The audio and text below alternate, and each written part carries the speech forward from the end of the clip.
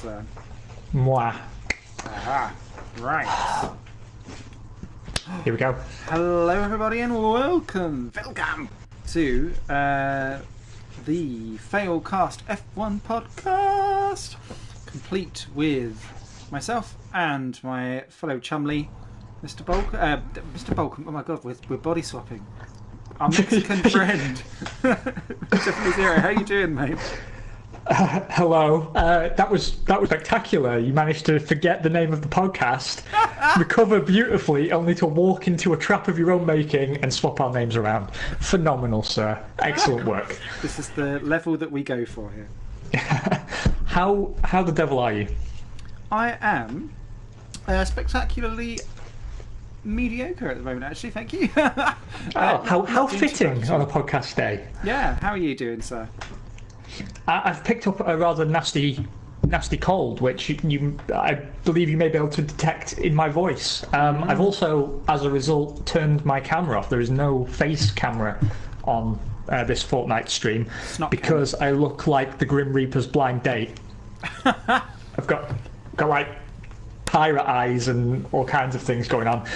However, I do have a Red Bull Ruby Edition pink grapefruit flavour, which is this stream's beverage of choice, and I also have a Kilkenny red beer if I find I've got no pace and I need to win. That's superb. I have to say, actually, in terms of beverage, I had massive intentions today to have the new Coca-Cola cinnamon flavour, but everywhere's sold out around where I live, so screw you people. Hold your horses there. Cinnamon Coca-Cola, yeah, that is revolting, and then people are selling it out? Yeah, it's alongside the really horrible peach one and the mango one, but it's like someone spilt Robinson's drink into the middle of it, and it's wrong. But I just need to taste it to see. Peach is... What, the world is perverse. What is going on? Filthy perverts, every single one of them. Unbelievable. When we take over... So go on. I was going to say, when we take over Japan, because all cult classics do, we'll have to have one of those loot boxes that gives us sort of the different flavours of Kit Kats that they have over there. I really love those. I don't know if I ever told you this, I paid to fly in some of the raspberry Kit Kats. Oh, wow. And they're so good, but they kind of melted in the plane. Oh, no. So they weren't in the best of conditions, but so good. I don't know why they don't sell them here. Completely baffling me. Well, sir, we are at Spain, which, as we discussed beforehand, is a track that shreds everybody's tyres. And apparently it's a bug, because it only affects pad users, but apparently it is a bug, according to the wider community, and yet Codemasters care not to fix it. I saw there was a new patch, though, since we were last live.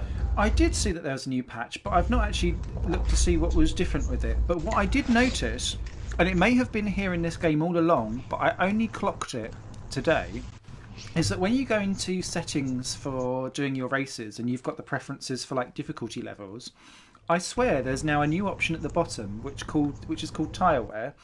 Tyre heating, and it lets you have just the carcass or the surfaces. No, I've got it the wrong way. Simon, you twat. Right, you've either got the surfaces, or you can have the surface and the tyre carcass's temperatures. So if you're finding that actually you can't manage the inside temperatures, which is what this circuit shreds to bits on, and same for me with Monaco, you can turn it off. Oh, well, now I'm intrigued. Let me see if I can find this. Oh, it would be in host settings, wouldn't it? Host options. Yeah. I can't see it on assists, but when I was doing a actual quick race here, just to remember how to drive this game, because, you know, All-Star Fruit Racing is becoming the thing, I found it on the... Oh, here we go. Yeah, tyre temperature, surface and carcass simulation, or surface only. Well, you know, we are hardcore, so we'll leave it on simulation, I suppose, and just deal with the crappy tyres, but it's nice they put that option in there. I'd never noticed it before. It may have been in there since day one, but fuck it, I don't know. Well, you know, that is essentially the tagline of the podcast. Failcast F1. Fuck it, we don't know. Yay! Shall we dive in? Do it, baby. My setup for this track is shit. I suppose is the word. Technical term. Yeah, I didn't want to upset everybody, by throwing out this technical terminology that would alienate the more casual viewer, but that is what it is. Does it stand for Spanish hating in tyres? Yes, exactly. You've obviously you're familiar with race engineering. I'm going to go for balanced tyres, even though I suspect harder is smarter. Same. So we're all making bad decisions today. Mm-hmm. Well, a lot has happened since we last convened to finish Baku, which we did manage to do. Woo. Whoop whoop. I don't even know where to start when we rummage around in the big bin of news, because there has been so much, but maybe we find something fairly innocuous and we try and build up to some spectacular finale. Should we start off with our thoughts on the fact that the championship has come to a close, since that's probably the least controversial thing that we'll probably have to say all podcast? Yeah, I mean, completely unsurprising. How underwhelmed were you at the whole thing, and how underwhelmed was you at the fact that he'd won the championship but still seemed really, really angry that he'd not finished on the podium? I just thought that's typical Lewis. Mm-hmm. It's because he wanted to get up there and dance with his trophy, didn't he? He wanted to make a big scene, and not being on the podium took him out of the limelight for about 30 seconds. Yeah. While the others spray champagne on each other. I will admit, like, the championship winner not being on the podium does feel weird somehow. Yeah, it does. But it is what it is, and he should still have been a bit more cheerful than maybe he was. But I think really, it's a damning indictment of Vettel and Ferrari to a lesser degree. I think. Because it could have gone down to the wire, and it's just been fuck up after fuck up after fuck up, and this was the inevitable yawnathon that concludes it. In fact, I saw Rosberg the other day parroting the view you and I have already shared, which is that he suspects Hamilton will equal or surpass Schumacher's record. Yeah. Which seems all but certain now. Unless Leclerc shakes things up next year, and I really hope he does. Please. Then I just see it as inevitable that he's going to keep winning, and Mercedes even put out a statement saying that they think their relationship with Hamilton can go on forever. Oh no. As long as they keep giving him a car capable of winning. And, given that the formula changes for next year and for 2021 keep being diluted to the point that they just don't feel like changes anymore, I think it's a foregone conclusion that's what's going to happen. I wish it wasn't a good point. I wish it was completely wrong, but sorry yourself. I just don't see it going any other way at this point. Because maybe Leclerc does it. Maybe Leclerc's the one who can come in and break Mercedes' chokehold on the championship. Because it's not as if the Ferrari isn't the better car. No. I know it had a little dip of form, but I still maintain that overall it's the best car. And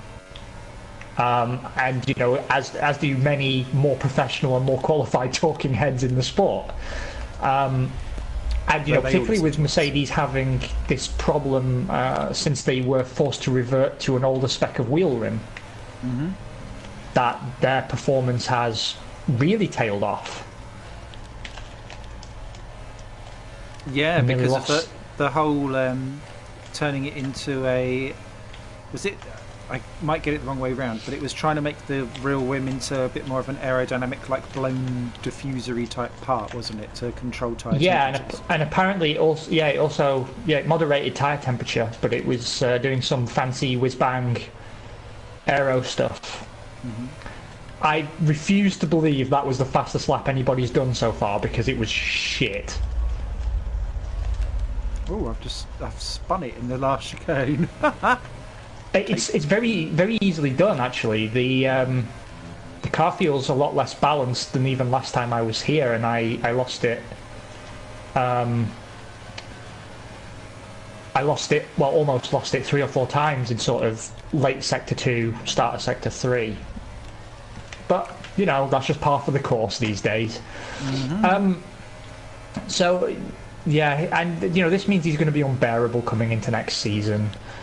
He already put out, you know, a proper wanker statement. You know, like I think he's got a safe under his desk where he's got written on little pieces of paper like smug Christmas cracker jokes, just really wankery things to say when his career's going well.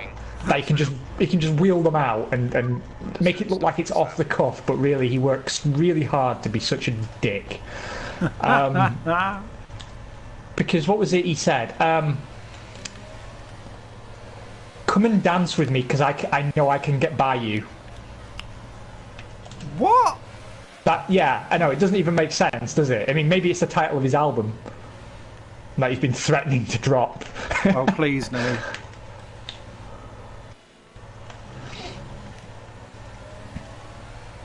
I mean, what a dickish thing to say. Come and dance with me because I know I can get by you. And I was thinking, except when you can't and you spit your dummy out of the pram. Exactly.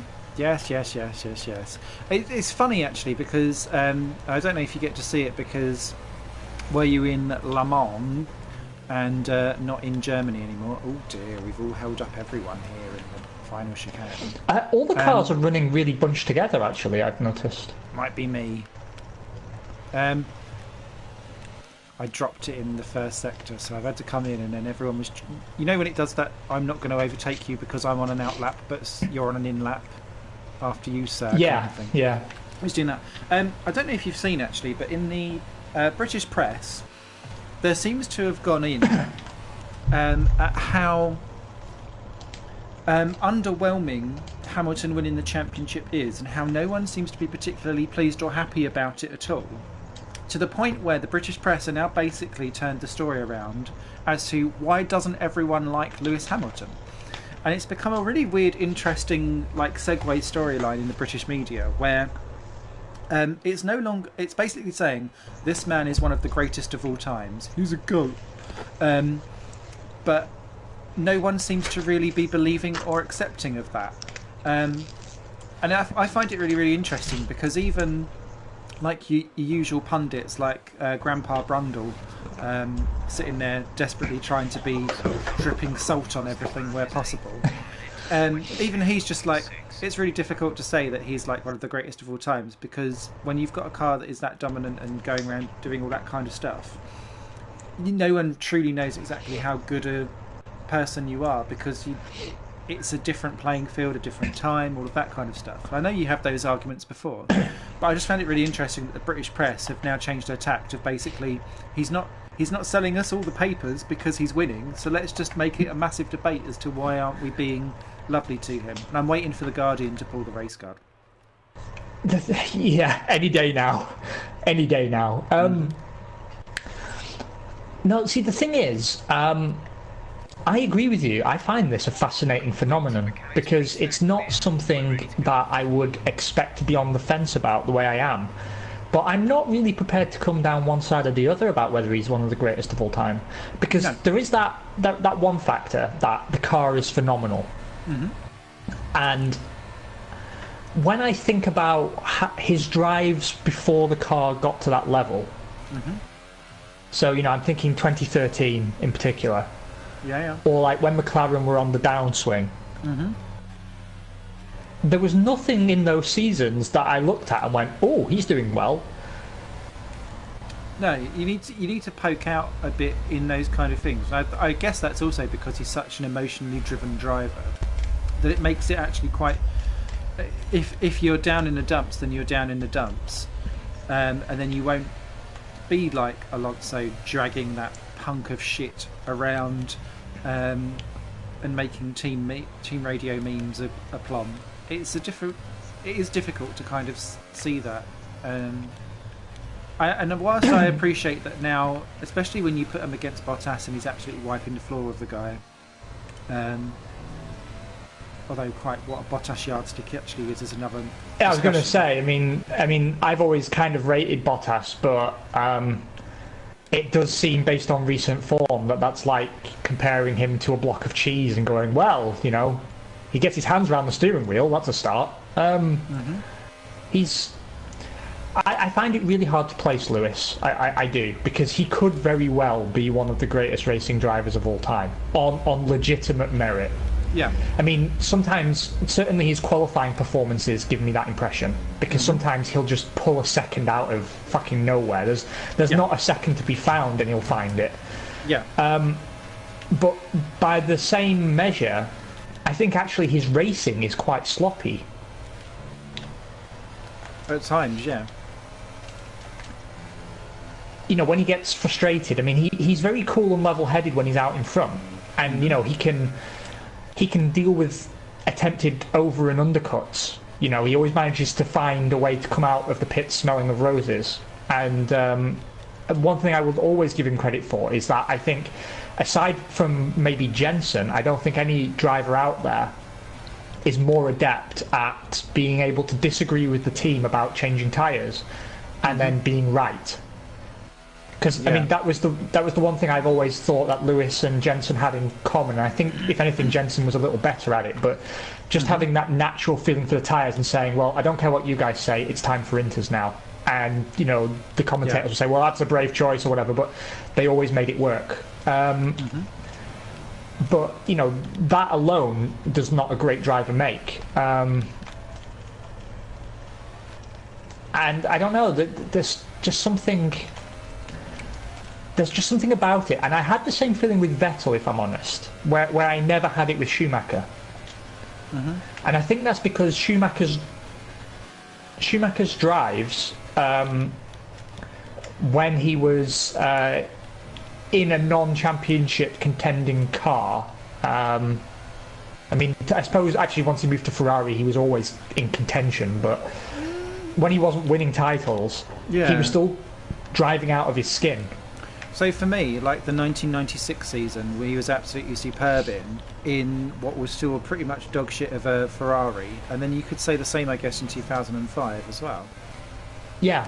And you know, and like, for all the problems with his comeback in the later 2000s, he still managed to have that amazing turn up at Monaco. Oh, hello, mate. Hello. I thought I'd wait till you went past in case I caused us a really big Failcast exit. And, you know, like, both him and Vettel, I just don't have that feeling from. And if anything, I think my feelings about Vettel have been confirmed in the last 2 years. It's interesting because there was always that rhetoric underneath of, oh, but Vettel's wheel-to-wheel racing is poor, Vettel's wheel-to-wheel, and it's very difficult to show anything different when you're out there leading comfortably, taking 4 titles in a row and absolutely being the class of the field, because then you don't get to show that kind of stuff. And it's his lack of finesse that has actually made me... I think Vettel has actually done quite a lot of damage, I think, this year to his reputation, and I appreciate that everyone will have had like pressure moments. And you do have like a sloppy season here and there, but it's every time he's back in the pack it goes wrong, because 2014 he was a bit sloppy. 2018, this has been all over the shop, and it's a culmination of wheel-to-wheel driving plus pressure equals whoopsie daisy. Yeah, although something I do want to touch on tangentially to that, and it's something Brundle keeps talking about, but he's just very accurate in pointing it out and seeing the pattern, but I don't want to lay all the blame at his door for the trouble in the pack, because these cars are very wide and they do tend to sort of bump against each other in corners. And have you noticed, because Brundle certainly has, because it's all he ever fucking talks about, is if that Ferrari takes a side-on knock on the front wheel, it goes round. It just goes round like a merry-go-round. Oh, yeah. And part of me does wonder, like, if you look at all the times that's happened to him this season alone, if those contacts hadn't have happened in the corners, then he probably would have... I mean, he probably still would have lost the championship, but He almost certainly would have brought it closer to the wire than he ultimately has. Yeah, yeah. I guess whilst I agree, I wouldn't be throwing my car down those types of positions to be throwing in a side-by-side contact. And I guess that's the class of... Actually, no. Shut up, Simon. I'm gonna vaguely touch on sim racing, actually, for a minute. Is that... Go for it. So I'm a notorious backmarker when it comes to sim racing. And people used to basically barge me out of the way because they didn't put the respect down on the track, and they thought that because I was slow, I didn't kind of have racecraft. And I've got racecraft, I'm just 4 seconds off the pace. So which is fun for me. But I went through a year where I was getting really bored of just being smashed out of the way by people who just assumed that they could. And so I went through a year of basically getting my elbows out, saying, well, actually, no, you can't come through, and I'm going to be aggressive and defensive, and I'm going to build up my reputation as actually being quite a tough racer as well, albeit 4 seconds off the pace. And I had quite a sloppy year of loads and loads of front wings missing, loads of contacts with people, and generally, actually, it was an adverse affected my results. But people then started to get the reputation of, actually, no, I can't just bully you out of the way. And I wonder if Vettel's kind of had a bit of a, well, I need to answer my critics that constantly say this all the time, and then I get a bit bullish. Or it might just be that he panics. That's exactly what I was going to say, actually. That I think part of it comes from the fact that he has always had that hanging over him, that he doesn't have wheel-to-wheel competence. Amazingly, I was just watching Sorokin's Fast Lap, and the camera zoomed in on a close-up of a piece of your broken front wing. Phenomenal. The sponsors will be pleased. So, I don't know. Certainly I agree with you that Vettel's reputation has been tarnished, and I think... Again, it's the same problem, actually, isn't it? Because the Red Bull he had all those years was so strong that it flattered any talent he naturally had. The only thing that concerns me is that actually F1's a sport that's really hard to earn respect in. But it's also hard to lose respect, right? I'm going to upset a few people with this point of view now, but... Fernando Alonso has been trading on his 05-06 World Championships since they happened. Kimi Raikkonen has been trading on a one-time World Championship since 2007. And I think actually Raikkonen's a more pertinent example, because up until this year, and he did all right last year as well, actually, didn't he? He came alive a bit, but... Second half, but he had a really long run at Ferrari where he was just totally underwhelming.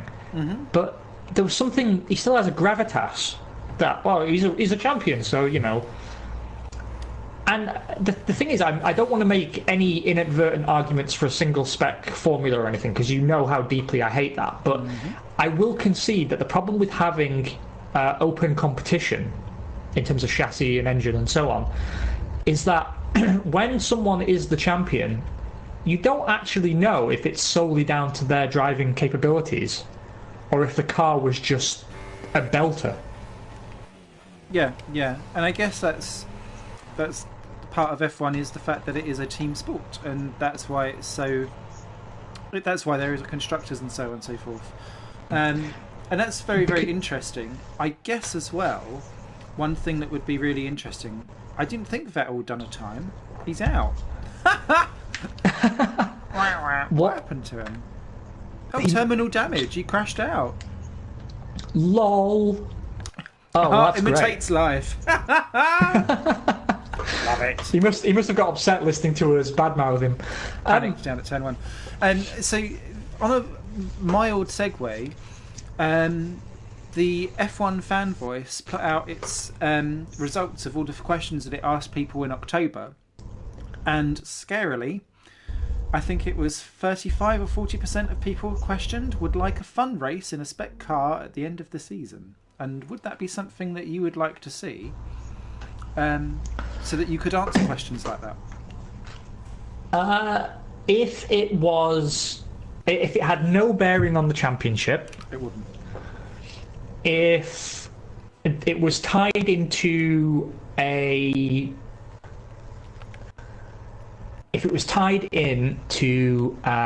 charity scenario, so a driver could represent a charity and maybe there's prize money that goes to a charity. Yeah. Because I think you do need to have some impetus to invest the money it would take. I'd also like to see an expanded grid and have some system of merit for awarding those extra cars to non-current F1 drivers. Yeah. And then I'd be fine with it. And don't just attach it onto the weekend after Abu Dhabi, but have it at a different track as a separate televised event, maybe a week or two later. Then I'd be all for it, as long as it's separate from F1. You have the full current F1 grid plus 4 extra cars, and those cars are handed to drivers based on, I don't know, a panel of judges or based on some kind of point system in terms of the way the FIA handle super license points, perhaps. GP2 champ? GP3 champ? Yeah, I'd be all in favour of that. Or, I do think having a panel of judges is a good option as well, though, because there's every chance that there's talented drivers out there who, for lack of funding, don't have any opportunity to demonstrate their capabilities very well, and someone like DC or whoever may be able to pick these rough diamonds out and give them a very high profile run where maybe they impress a little bit and they can pick up some money, and then the quality of drivers coming through the system with backing improves. But actually, I'm all for that. But again, caveated that it has to be a separately managed event, and because I don't want it to start encroaching on actual Formula One and the seriousness and the respect that should be afforded to it as a championship sport. I like how you put because the problem is it's the thing about Formula One is it requires such degrees of talent and such investment and such technical complexity that you have to be very careful about making it cartoonish. Yes. Much the same way that you don't see the international athletic scene asking their fans, would you like to see at the end of the season all the world champions do a run in drag? Or hosted by what about stiletto starts? It doesn't happen, and I don't know if it's just that F1 fans have collective ADD or if it's or what it is exactly, but I mean, you just don't have this kind of problem in other sports. It's like in football, a sport which famously the Americans consider incredibly boring because occasionally it ends in draws or no one scores anything. Yep. But you don't see football fans saying, well, maybe we should add an extra ball here and there. Yeah. Or maybe we should draft the best players to Division 3 or something. You just don't get that. Yeah. You just don't get that coming up, and I wonder what it is. I think maybe it's because in racing, it's very obvious when there's no immediately close competition. Yeah. Because if no one scores in a football game, but the ball's still going back and forth, and it looks like there's a chance someone might score, then it's still entertaining. But the cars do tend to run in kind of a conga line, and it might be that the gap is impressively small, but it's very hard to be impressed by what is still a gap, I think. Yeah. I think about the Merrickson's run, actually, at the last Grand Prix, where he had his race compromised by team orders, but still managed to drag it back into the points. Yeah. And I thought that was a stellar drive, but still nobody gave a shit. Yep. Because, you know, it's not Lewis, and he didn't win, and he's in a Sauber, so who cares? And yeah, I think that's more a sign of the potential risks for fan voice getting completely out of hand and turning into stuff balmier than even Bernie Ecclestone would have come up with. Agreed, because on that same thing, basically, it was 40% of people would quite like to watch some Formula 2 action, which was only 8% more than people wanting a fun race. And only 16% of people said they actually wanted to watch GP3. And I kind of thought, well, how are you then supposed to scream of, I've got these stars for tomorrow coming through then? Because actually, no, you don't. And I guess for me, it was a bit of a surprise, because I thought people would have been more interested in the progression, especially when they're like, oh my god, F2, GP2 engine, and they're quite happy to shout all of that stuff. But actually, no one's really that bothered to really want to watch it or keep up. Well, I do have to say, though, actually, I mean, like, I am surprised by the fan voice results, but, you know, maybe it's just the more vocal fans are the ones more likely to fill it in, but... Yeah. I do have to say that I think F2 has had a real shot in the arm of late. Like, they're doing great work on social media, and I believe the number of viewers is going up quite healthily. Good. I love F2. So for me, I kind of think that F2 is going to go from strength to strength, and I think the real benefit to being an F2 driver at this moment is that you're getting way more public exposure than you were even 3 years ago. And that makes it a lot easier to get your funding and get the sponsors happy and so on. And regardless of what the fan voice says, if I was, you know, in charge of Formula 1 or was working for the FIA, I'd be really pushing to have F2 more closely integrated into F1 coverage. Yeah. I don't know why, you know... The problem is that the F1 coverage on their live streaming service is still piss poor. And they have no pre-race build-up. But you know, like, when you watch on Channel 4 or Sky, and then they say, oh, Lee Mackenzie's here to talk you through qualifying. Yeah. Why can't they have a segment like that, just 5 minutes, talking about what's been going on in F2? Precisely.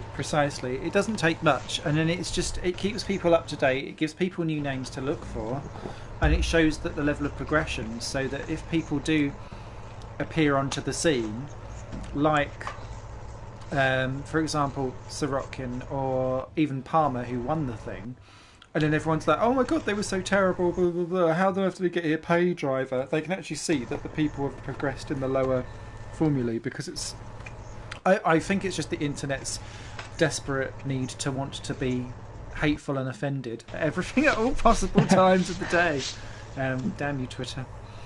Well, I think the thing is as well, you know, that... F2 is... I'm not as passionate about it as I am F1. However, I would be the first to say that the races are more exciting. They're far less predictable. And you see some excellent overtaking action. And so I think it has its place. And what I find interesting is that a lot of the stuff people are talking about that they want to do to F1 to make it more entertaining, is that it's already going on in other series. Exactly. People saying, oh, we should have a sprint race. It's like, well, there's tons of formulae that have sprint races. Yep. Go watch. You know, and support really those, share the love. Yeah. It really does seem odd to me that you take something that isn't a thing and make it into another thing. And then, because people only complain when it goes too far the other way, right? But it's like saying, well, you know, chess is all right, but, you know, only one board. We could have fireworks. Yeah. And then people put, like, you know, special squares on the chessboard, and when the queen moves, the fireworks go off. And then before you know it, people go, yeah, but there's too much chess in this fireworks display. And it's like, well, what do you want? Yeah. Yes. That's...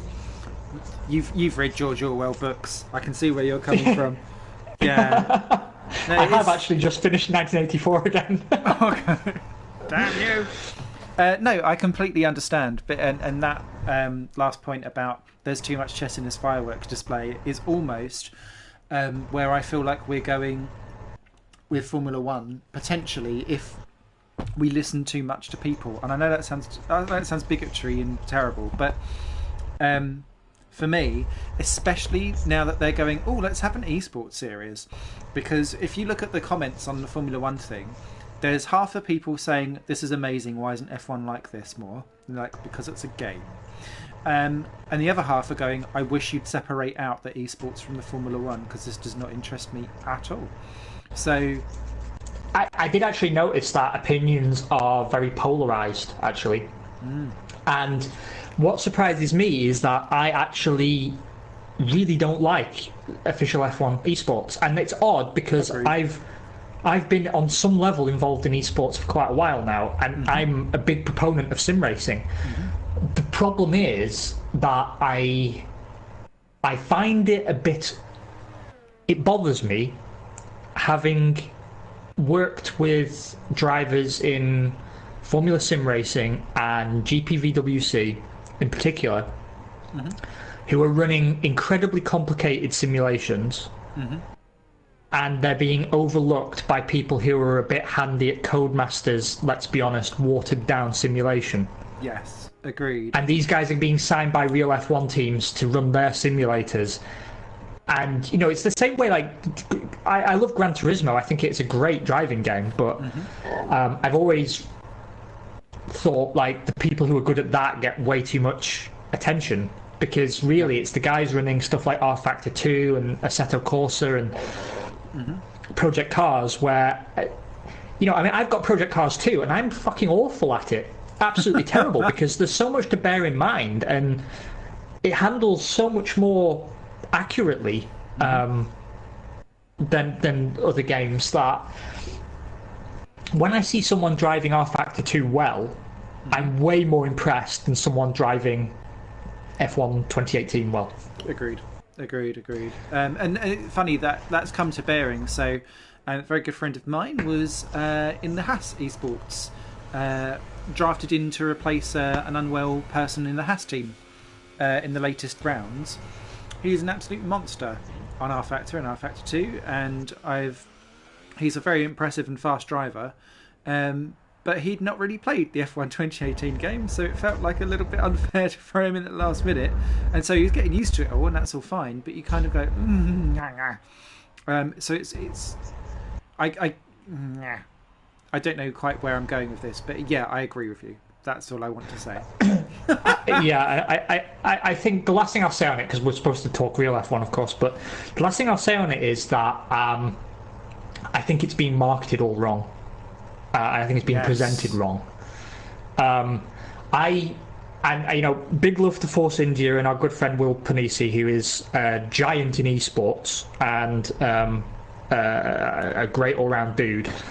I know he's managing the Force India esports team, and but I'll be honest with you, Will, if you're listening, I had to watch the other day on their Facebook a somewhat tubby guy walk towards the camera all serious as if he was a real F1 driver, and like he was giving some kind of motivational talk about how he does what he does.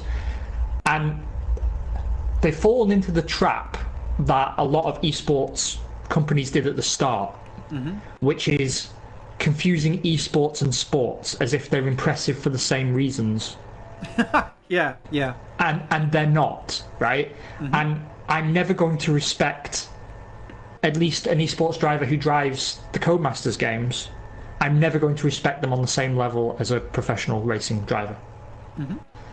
If they were doing this on R Factor 2 or something more complicated, then I'd be a little bit more prepared to see them given the attention that they're being given. But as it stands right now, and I don't think I'm alone in this. I think certainly even the more casual fans. I mean, I should be sympathetic to this, right? Having been involved in esports. But someone who's never been involved in it, they're going to be irritated that they follow their favourite Formula One teams on Twitter and Facebook or whatever, and then they're being presented with these random kids who are sat in a pretend racing car chair, driving pretend racing cars. To be held aloft in the same sentence as your real life heroes. Yeah. No, and it's not that they're not talented, it's just that's not how you should be presenting them to us, because we're not going to take them seriously like that. And it's just not impressive or as talenty as actually driving the simulator or actually driving a Formula One car. And you can tell that actually because the winner of the world's fastest gamer, former GP VWC world champion, he managed to take his talents from driving far more complicated simulations, and he went to Race of Champions and had a very respectable showing. But also, he's in good shape. He's not some tubby teenager. He takes care of himself, and I think they're in danger of. It's like. Right, imagine a boxing match. When they do the build-up to a boxing match, and there's the guy in his shorts with his gloves, and there's a long corridor with lights above, and he's walking between the lights towards you, and it's kind of impressive and stuff, right?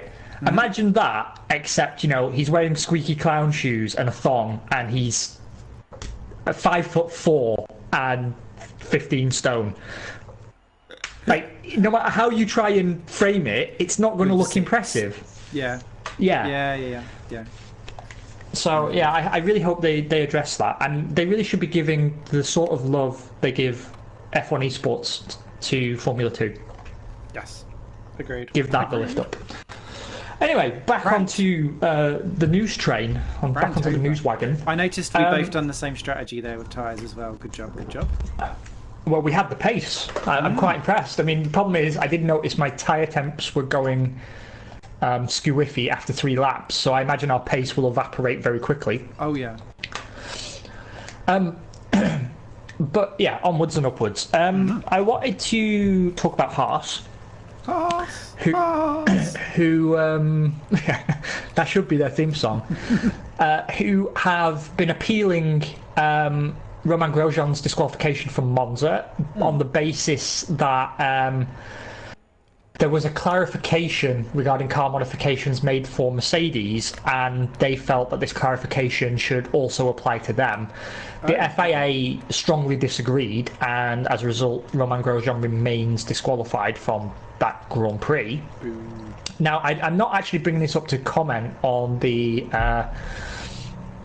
technical side of it, because I'll be honest, I've not read up enough on it to know how the Mercedes ruling is relevant to Haas, because my understanding was Haas were told in writing, do not run this part, and then they ran it anyway. So to me, that's a pretty open and shut case. However, the reason I'm bringing Haas up on a more general level is that you and I have, for the last season or so, been predicting that, rightly or wrongly, Haas are now arguably the number 4 team on pace. This is the point where, I mean, they shouldn't really be there because they're not building their own car, but this is the part where Gene is going to start getting frustrated. And it's already starting. Last time we spoke about the fact that he'd made a comment that he felt he was running a Formula 1.5 team, and that the gap to the front was too big and the sport needs to do something about it, which is just the opinion of him and everyone else in the midfield, except they go to the trouble of building their own car. However, we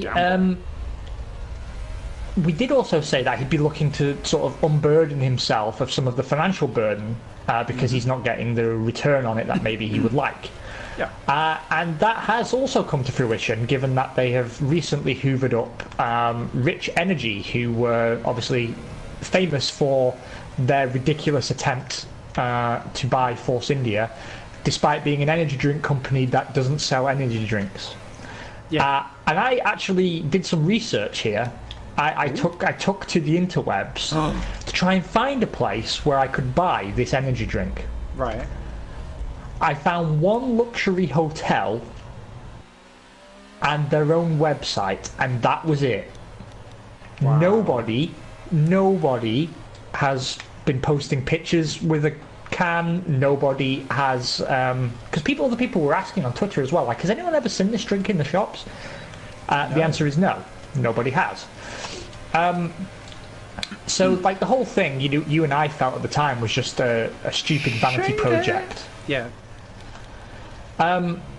Well, Gene disagrees, and he's quite happy to take their money, thank you very much. And so he has.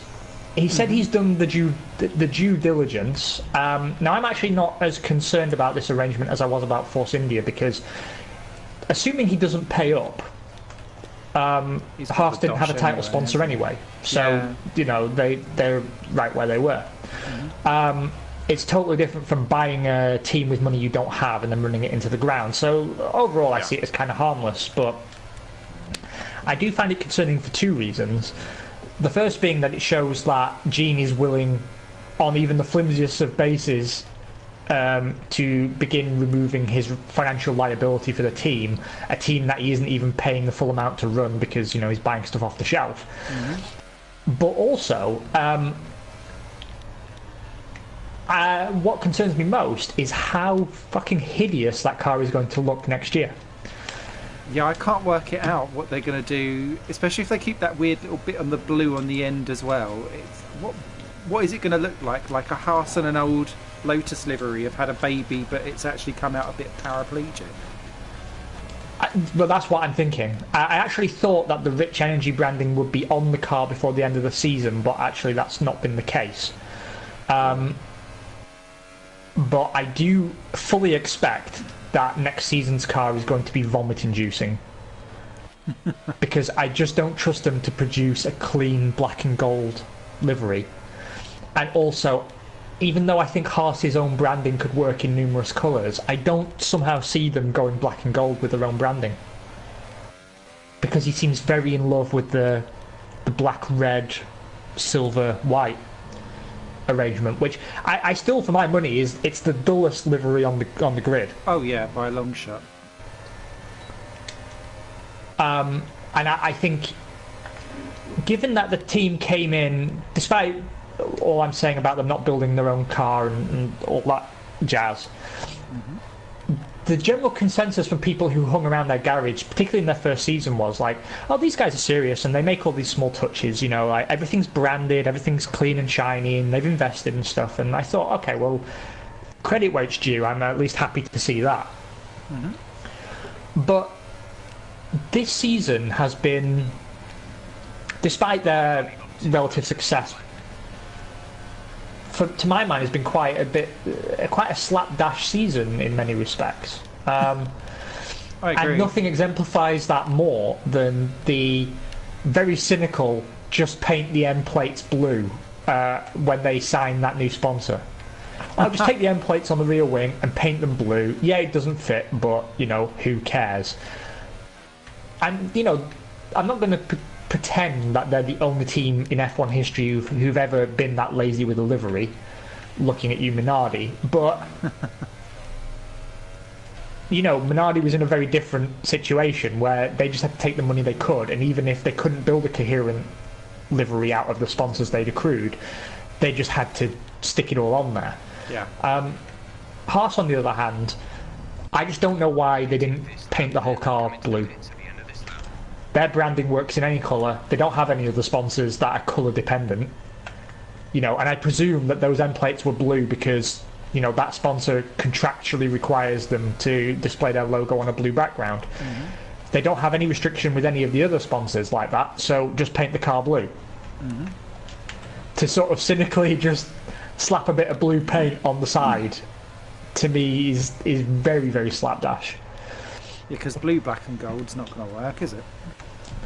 No, and famously, blue also... Oh, no!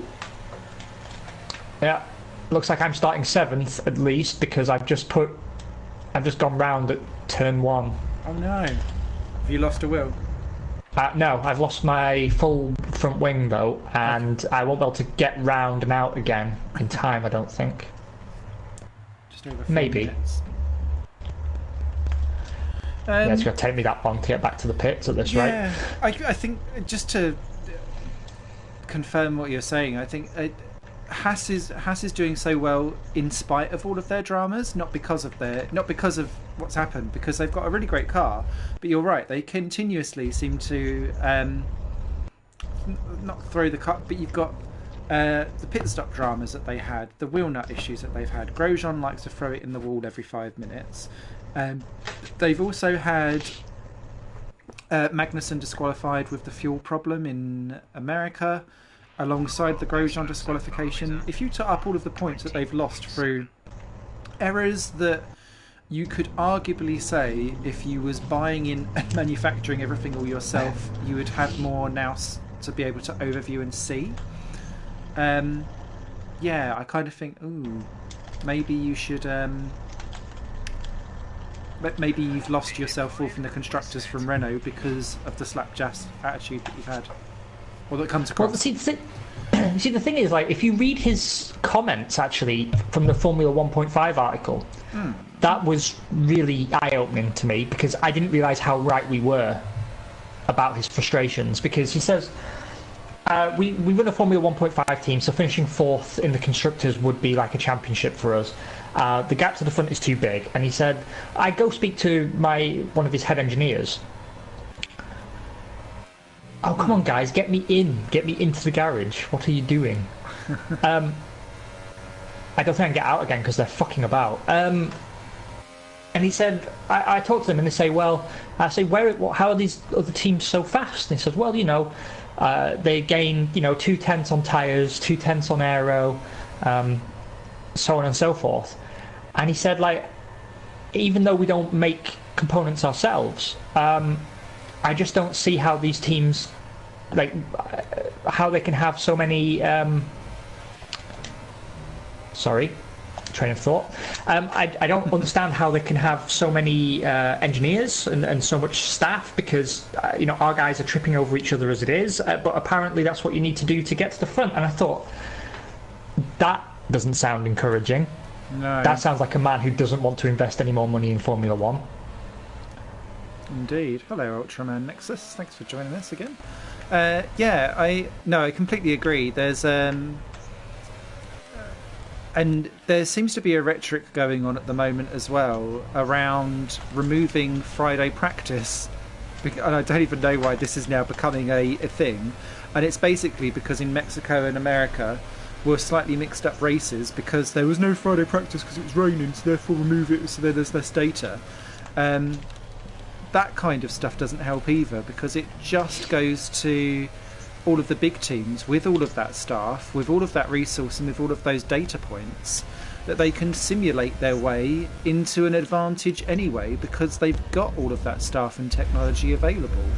So it actually, when you start to do like on-track measurements to like restrict running or restrict data points, then actually it's the ones with all of the performance of the technology and the extra staff that win the day, because they've got that overhead already covered.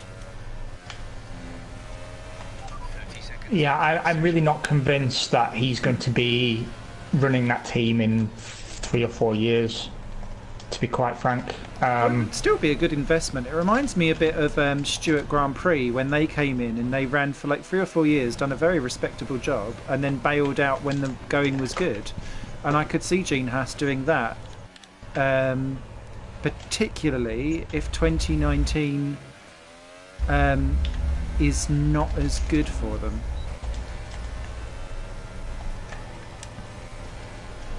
Oh, look at you on pole. I had a really rubbish middle sector though. There's about 4 attempts to gain there. It felt like it. I don't know if it is or not. For some reason, my car is feeling worse and worse with every lap I do. And I'm making stupid mistakes. But stupid mistakes is basically my middle name. I do like your helmet though. It reminds me of Christian Albers.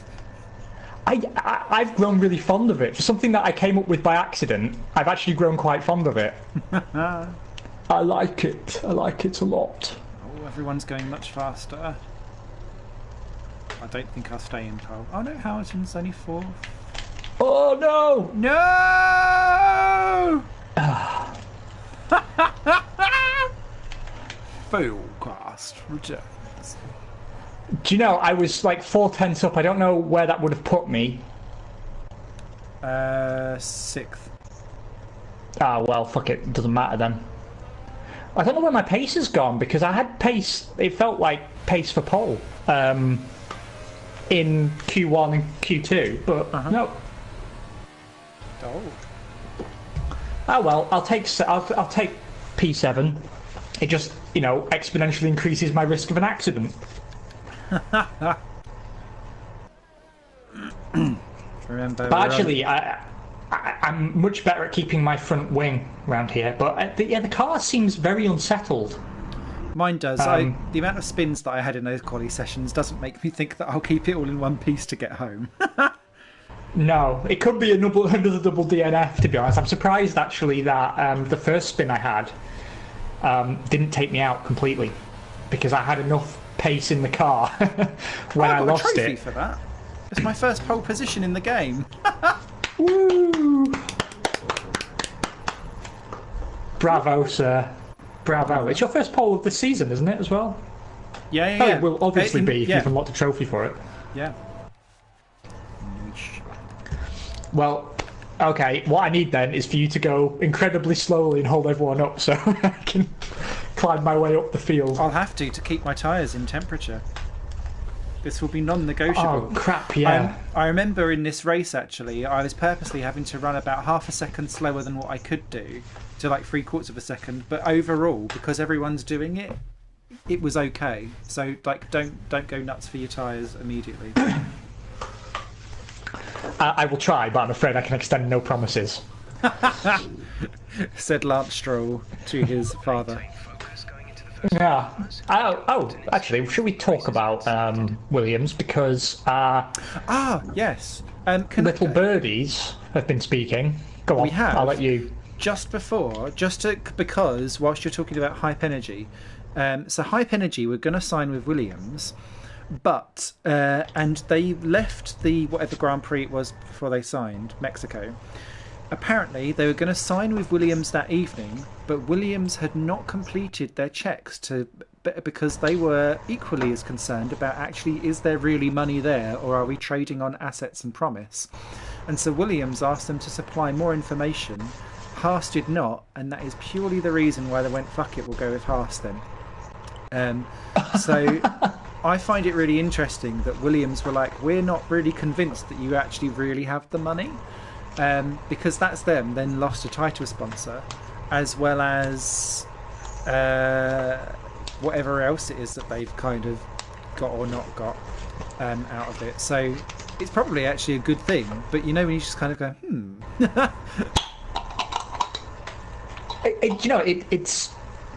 That doesn't surprise me at all, actually, because the fact is, Haas even put out a piece a few days after saying, we've done our due diligence, which is something someone who hadn't done their due diligence would say.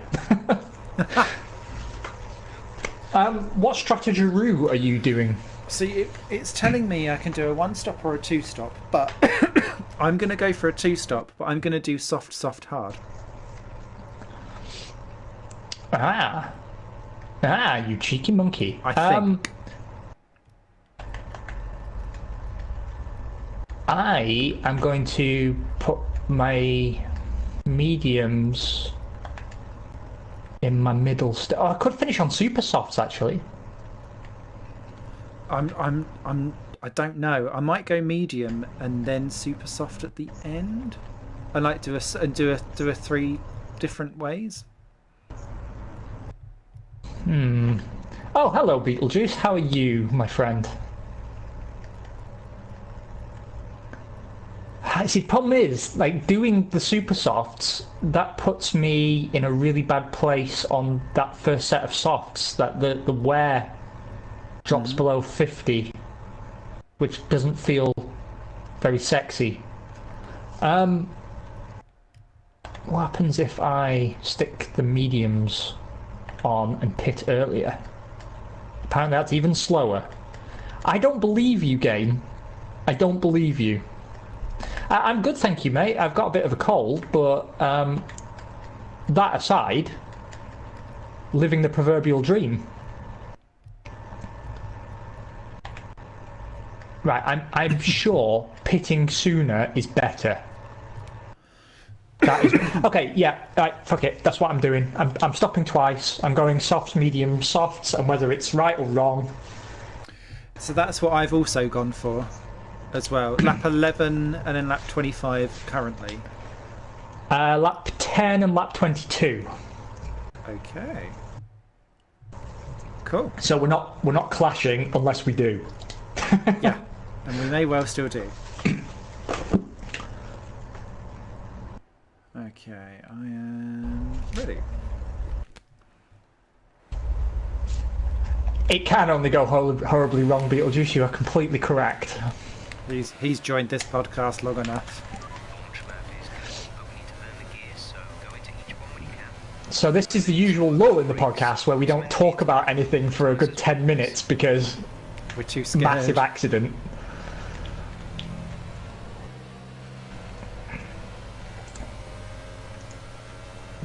The car still feels absolutely awful. It feels like it's going to go round at any moment.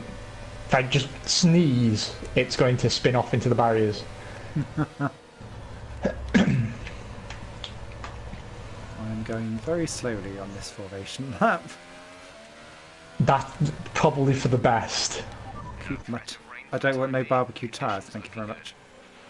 Yeah, so that whole... to me, that screams of hype energy, not really... That's like the first strike in the coffin for me, is that if they go away from one Grand Prix saying, oh, we're signing with Williams, and then they turn up at the next one saying, sol, lols, has, because they've done less checks, it kind of makes me go, Have you seen the CEO of Rich Energy? Have you seen pictures of him? Well, I've seen his... I've not seen much of his face because there's a fucking ginormous hipster beard. Gandalf. I was going to say, he looks like a random homeless man. Wouldn't it be brilliant? Do you remember when Arrows signed that sponsor, T-? Oh yeah, T- to nothing. Yeah, T- to nothing, and then the money never turned up. Yeah. Because it was all a scam. Or the same thing happened with Super Aguri. Yeah. They had that, it was like an oil concern offered to sponsor them. It turned out the company didn't exist. It was just someone who wanted to piss about. I get the feeling like he's just a wacky homeless man. Because it's a drink that isn't in the shops. That nobody seems to know where the money's come from. Mm-hmm. And he's like, yeah, we're going to take on Red Bull. And that means going into Formula One. But Red Bull have been selling energy drinks for 2 decades before they came into Formula One. They had money. Yes. I don't even know what to say. Okay. Oh, bogged down after what was a great start. I had a horrible start. And my Verstappen's gone right into the back of me. Hulkenberg has taken off my front wing. Even though I broke early, he turned in on me and just took it off. Oh, shit.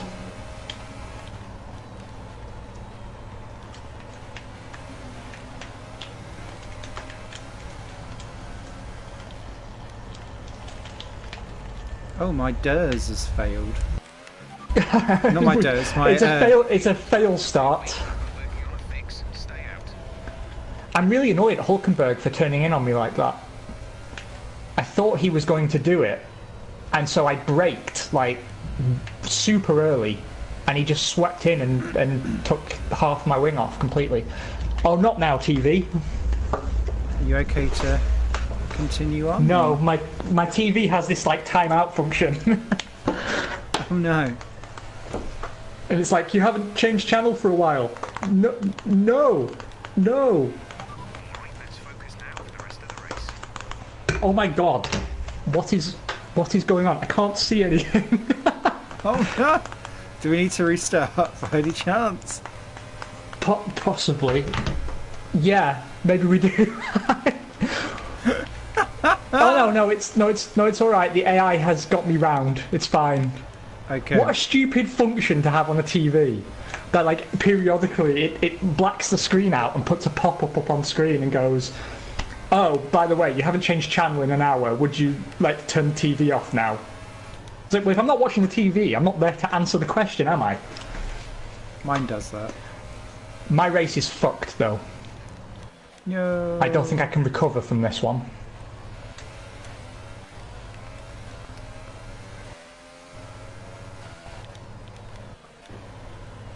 I don't seem to have any race pace.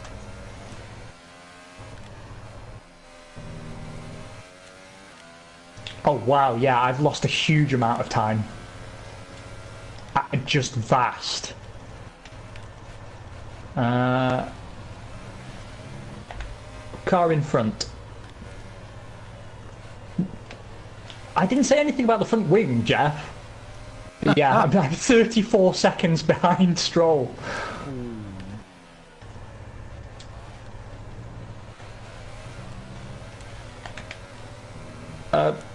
Undo. Well, I tell you what, whoever it is, Sainz or Hulkenberg, I'm not sure who it is, but they are going really, really slowly, and it's become like a ginormous gap from Verstappen back to whoever that Renault driver is, and they are holding the entire field behind them. Oh shit.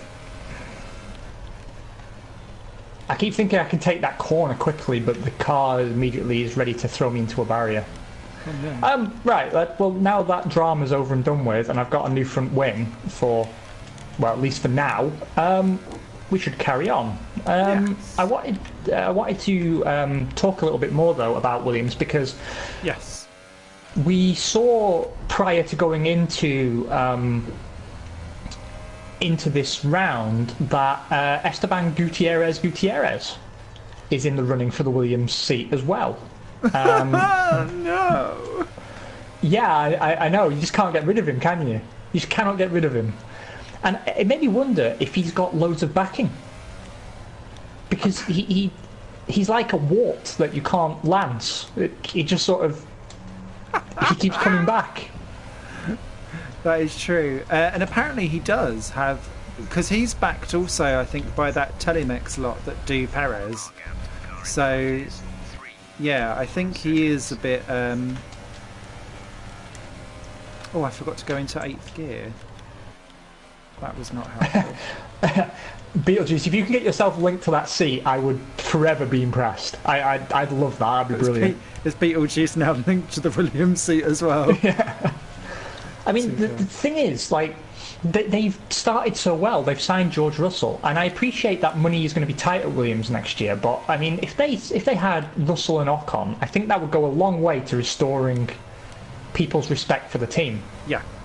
Because it is a legendary team. It should be a team that's well loved, but it just sort of isn't. It's seen as kind of a mockery of itself. I think as well, it's... and I guess this also very much depends on what kind of car are you bringing next year, Williams? Because if the car is midfieldable, surely buying Ocon in would pay for itself in championship position for constructor prize money. Well, you would think, wouldn't you? Have Ocon in as team leader and Russell in there to develop, and then presumably you'll lose Ocon next season. Yep. But by then Russell's got a year under his belt. Yep. I actually agree with you there, Beetlejuice. It's gone downhill since Frank stepped back, and a lot of the respect that the team gets comes from Frank, which I think is true. Yep. I actually thought Claire started really, really well. Yeah. I was quite impressed with her early tenure, but ultimately the team have just found themselves increasingly in this wilderness, and they've made some decisions that I would argue were still the right decisions to make, but it just hasn't come off for them. No, I agree. I mean, 'cause I want to love them again. I do. And I really thought like 2014 was so positive for them that, you know, maybe, just maybe, they can turn things around. But Sainz has just come out of the pits and I've beaten him to the first corner, but he was out of the pits by the time I caught him. So that is not a good sign. So he was at the head of the entire field of a queue from 8th, I think, backwards. So you could still pop out of a point or two yet. Let me see what Jeff says. Driver in front. All the leaders are in. Actually, no, I can't. Alonso's pitted, and he's come out 8 seconds clear of me.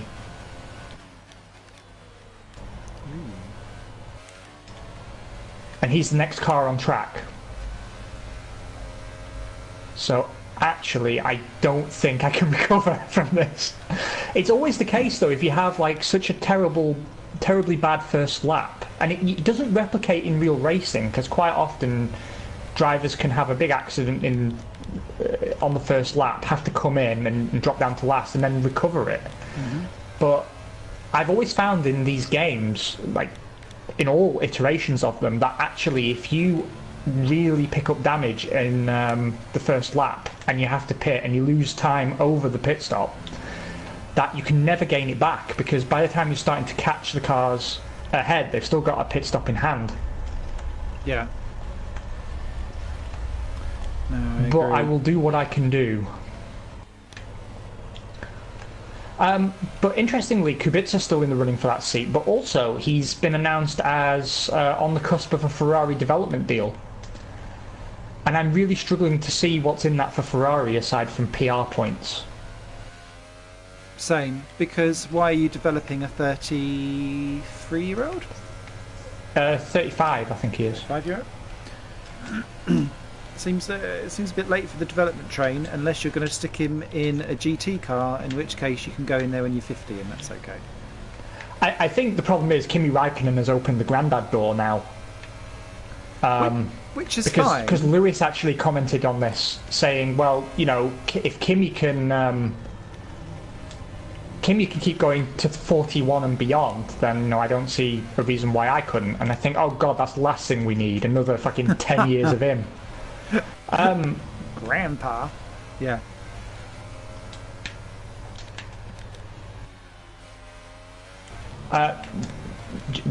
Jeff, I don't have DRS on anybody. Why are you telling me to use the... Be careful. We think you're going to start losing some tyre grip around now.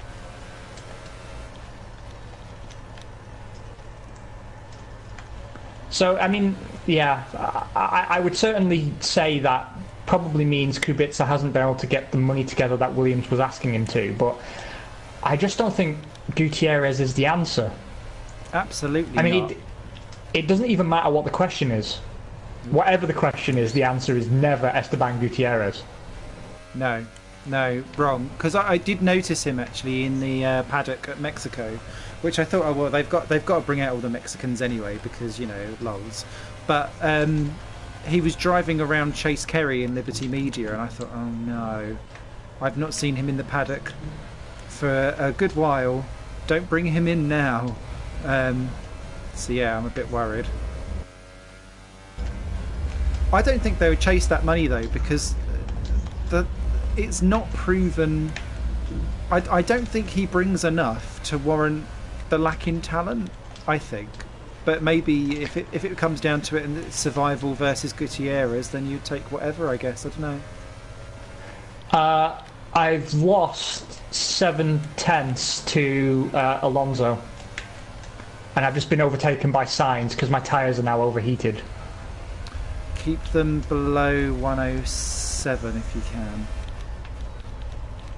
I'm trying, but now Sainz will just ride off into the distance.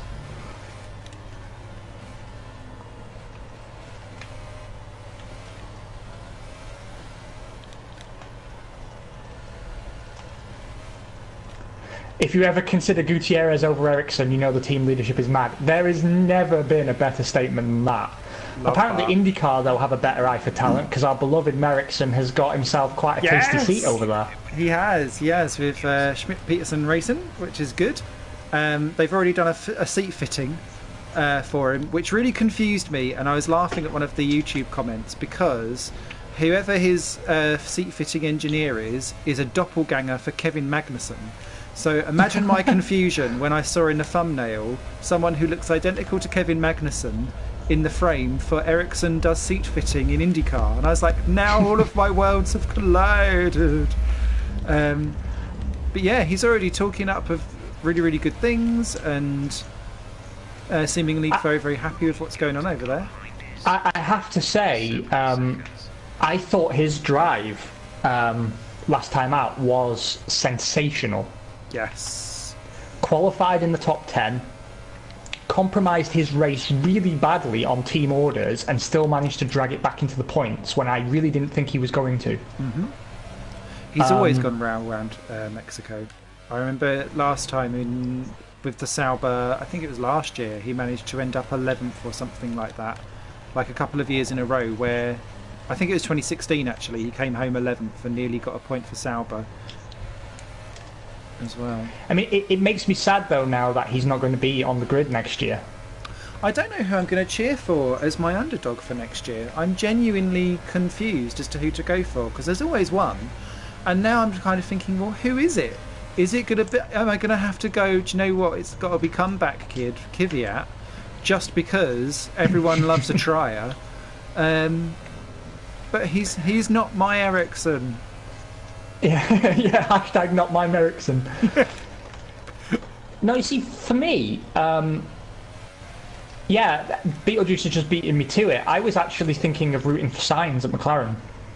Ooh, that's a good shout. Or Russell at Williams, one or the other. Oh, see, Russell at Williams I will be cheering for anyway, because I'm a big fan of Russell in general. If Sorokin stays, I've now grown a fondness for Sergey.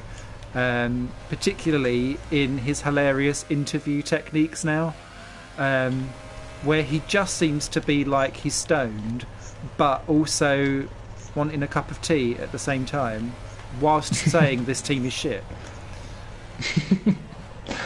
So I've grown a fondness for him, but yeah, it'll be Russell, but Sainz is a very good shout, particularly as we will no longer have the Stoffel to knock. I mean, the thing is as well, maybe Ricciardo can fill that role. Depends how good or poor the Renault is next season. Now that is a good shout. No, don't knock me round, Sainz. We're Sainz talking is being nice held about up by you. Sainz is being held up by Gasly, so we're running like nose to gearbox 3 cars in a row, and you know how hard it is to overtake a car when it's following. Yeah. I'm faster than them, but I can't get by because there's no room to complete the overtake.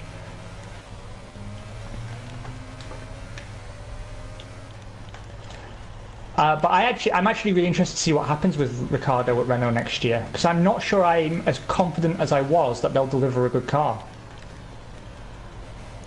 I have been quite happy with their upturn in form in the American races, though, where they clearly have become.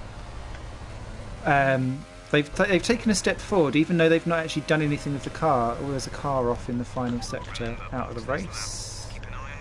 I think Oh, Grosjean has come out between me and Gasly now. I'm in the same position I was. No. Who's that that's out? Oh, Hartley's out, of course. Of course. We don't even need to check. He's another guy I've been feeling sorry for yet again. Yeah? He's been trying to defend himself because, you know, he's been bitch slapped here, there and everywhere by the sport, its fans and his own team. And there was all that controversy, right, about him beating Gasly, and then Gasly coming out and saying, yeah, well, I had floor damage, and Hartley said, actually, no, he didn't have floor damage. And then he was told by the team to shut the F up. And he wasn't allowed to comment on it. Like, the team's line was he had floor damage and that's why he was slow, and Hartley was not allowed to dispute it. That seems like such a weird argument to be having. Well, to be honest, isn't it such a Toro Rosso situation? I mean, that is the most Toro Rosso thing I've heard in a long time. Yeah. No, that is true. I feel like that guy is just being set up to be the fall guy for Gasly, and particularly, and I know you're going to want to touch on this as well, in light of Christian Horner's recent comments about Gasly and expectations. I don't you can only make Hartley a whipping boy for a certain amount of time, and I'm very confused as to what Hartley has got out of this situation apart from a year of pain, which won't tarnish his reputation because his reputation is very separate. Open wheelers versus all of the stuff that he's done elsewhere for being a champion. But I kind of sit there and think, I can't see him in there next year, particularly now that Alexander Albon is being tooted around. No, I think he's pretty much gone, isn't he? But I mean, the whole Red Bull situation just gets more and more ridiculous every time it comes up. He was because you're right. Christian Horner has come out and said, well, we're not putting the weight of expectation on Gasly for next season because it's probably going to be counterproductive. But at the same time, just 2 days earlier, he'd released a statement saying that, Marco Helmut had put out a statement on behalf of Toro Rosso and Red Bull saying that they expect to challenge for the championship with Honda in 2019 with Verstappen, which, I'll be honest with you, made me giggle. Because I just don't see it as likely. I think Honda have made amazing progress, but challenge for the championship? Fuck off. That's the most smirky fuck off that I think we've done on this podcast for quite some time, and I completely agree. I think that's also, though, throwing unnecessary pressure on Honda, and you can immediately start to see, I think, oh Christ, that's not how you take the final chicane, Smith.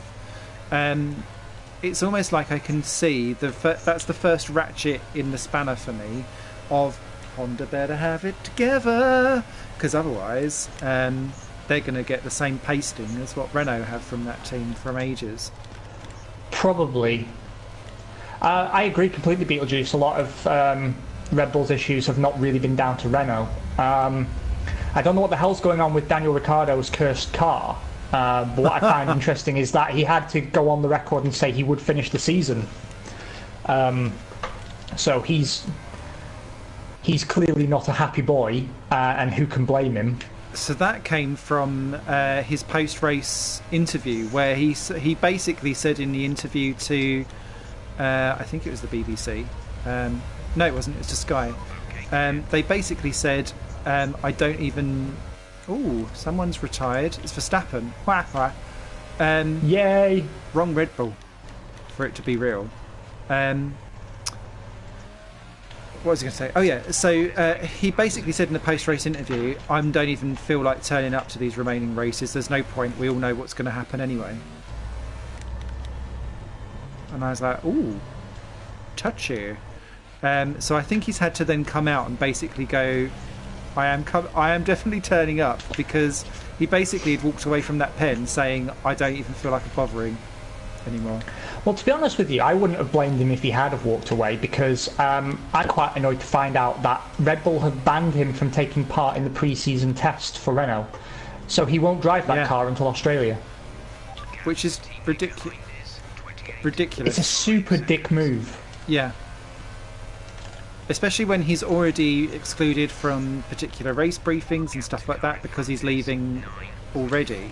So you kind of go, right, well, he's already driving at a disadvantage, which kind of makes his pole in Mexico really well timed and a good up yours, I think, to Red Bull, who had kind of choreographed that whole Verstappen getting the youngest pole, and then it didn't happen. I found that really, really hilarious. Yeah, interestingly, I don't know if you or anyone watching saw Jos Verstappen's discussion with Well, it was actually with Dutch TV, but it came out in all the major publications. Oh, no. That apparently Max was furious about not getting pole, and he was really upset about Daniel's celebration. He felt Daniel's celebration was sort of arrogant and rubbing his nose in it. And I was thinking, that's pretty fucking rich, coming from arguably the most arrogant driver on the grid. Exactly. Yeah, no, that's ridiculous.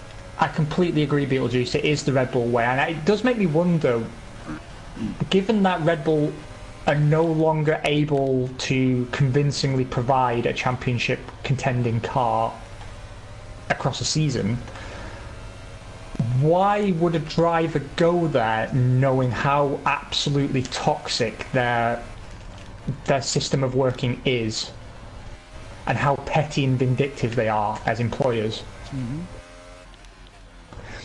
I was up to 8th, and I'm now in the pits, and I'm already down to 13th. Nice. What tyres are we putting on, boys? Mediums. I say you should be on the mediums.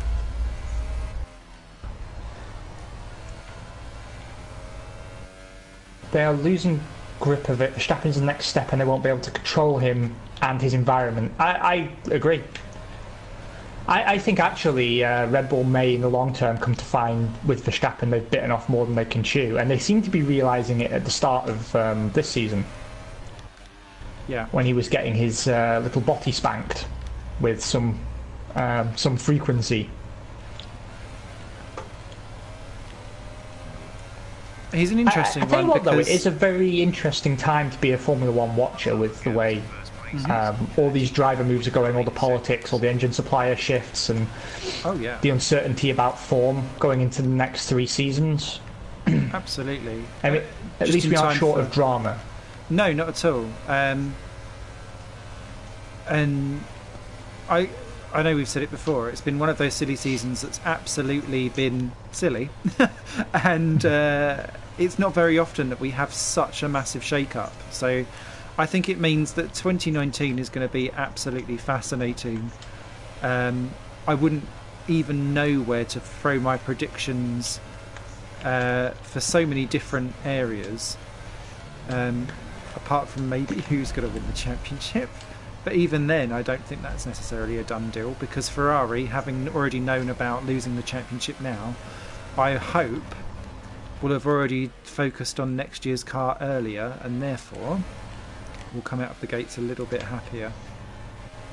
The only downer for me is that onto this beautiful canvas where all this world of possibility has opened up to us, and some interesting seats became open, and some people retired, and some young talent was being promoted. Helmut Marko sat back in his chair, put his feet on his desk, and went, what this needs is more Daniel Kvyat. You know. So true. I wonder if that's what he did. I wonder if he pressed the buzzer and, got his diminutive assistant on the front desk. Cheryl, get me Daniel Kvyat. I feel like I might want to fire someone in 6 months. Bring me the whipping boy. I'll have the number 7 spanking paddle. Yeah. I mean, I just... The thing is, it makes me lose respect for Kvyat as well. Yeah, because you'd kind of think, do you know what? This is not your place to shine. Just take it as go elsewhere. Especially given that, by all accounts, he was finding a nice little home in at Ferrari there, and that could have led to some really good extended drives, maybe not necessarily in Formula One, but the world doesn't end with Formula One. And I think we're starting to see that now with like Ericsson going to IndyCar, Rossi doing so well over in IndyCar, that kind of stuff. You don't have to trade on Formula One being the only place to race. There's a wealth of places out there that would enjoy a torpedo. I completely agree, but to be honest, I don't know why he didn't approach Williams. Yeah, maybe he did, actually. But I always saw him as a driver who could maybe do okay at redeeming himself at a team like Williams, where it's a bit of a low pressure environment. Beetlejuice correctly points out, in my estimation, that the whole Kvyat thing is born out of stubbornness, that they refuse to develop a driver that isn't their own. Yeah. And I think that is a large part of it, because they said, oh, we'll give Ocon a seat, but Mercedes have to release him. And it's like, well, you've already got Verstappen. You can't have everyone. Yeah, and like, you didn't want to let Sainz go, even though you clearly hated him. Yeah. To be honest, though, like, I agree, it is born out of stubbornness, but, you know, riddle me this. Even if you were going to take a driver purely out of stubbornness, why Kvyat? Why are they so desperate to get rid of Hartley, who by all accounts has been improving and certainly has had a better finishing record than Kvyat had at the end of his tenure? Because presumably they're going to shove someone like Sean Gallio or some other no-mark random into the second car, because I really don't see them running. I really don't see them running Kvyat and Hartley side by side. That makes no sense to me. Yeah, like the youth team having two, by youth team standards, old codgers in the car. Yeah, who've got more experience than one of the guys in their main team, if that makes sense. Yeah, Sean Galeo I think will be not in the car because he is one of the back markers in Formula 2, but he brings KFC money, so worthwhile keeping for a tester to help balance the books. Albon, I don't know what's going on with that story. He wasn't allowed to run in, or didn't run rather, in his Formula E test, and this is what's kind of sparked the fire of, is he a Toro Rosso driver, therefore he wasn't allowed. I'd really like to see Alexander Albon on the grid. I think he'd do a very good job actually, but he's not a Red Bull driver, so I don't see why they would break the mould for him. Well, they'll make him one presumably, but you know, I wouldn't go if I was him. I mean, genuinely, I just wouldn't go. Yeah. Because it's clearly a desperation move, which means it's not going to be good for his career long term. He's not going to be treated with respect. He's going to be dropped at the first sign of younger talent. And ultimately, Formula E is a growing formula with unlimited potential. Yeah. Whereas Formula One's becoming a little bit directionless. And I agree, like, most drivers dream of Formula One, and it must be very hard to turn something like that down, but it's a career killer to go to a Red Bull team right now. Unless your name is Max Verstappen, you're just not really going to flourish. I mean, let's be honest, I'm not entirely sure what would have happened with Gasly if Ricciardo had stayed around. No, he'd be stuck, wouldn't he? Because he would have to be at Toro Rosso or nowhere at all. I mean, he'd probably end up being another Sainz. Because the thing is, I really do believe they were in no rush to get rid of Ricciardo. I think they felt like, yeah, they had to be a bit shitty to him sometimes, but ultimately Max was faster on more days than he wasn't, and they could manage the inter-team rivalry behind the scenes, that it wasn't going to blow out of proportion like it did with Webber and Vettel. I actually think left to stew for long enough it would have done. Yeah. But I don't think they were necessarily thinking in terms of that, and I genuinely believe they did want to keep Ricciardo. Oh yeah. Now, if you know, they could have matched that genuine wish with a respectable offer that recognises his value, but they didn't feel up to that either. But let's just imagine that they had, and Ricciardo had signed on for another 2-3 seasons. I mean, you can't keep Gasly in Toro Rosso for 3 seasons. No. And then they end up with a Buemi, Alguersuari, Verne type thing, where they don't really know what to do with all of them, and so they just go, fuck it, buy all! Control-Alt-Delete, everyone, and then everyone's jettisoned, and then you kind of think, well, now what?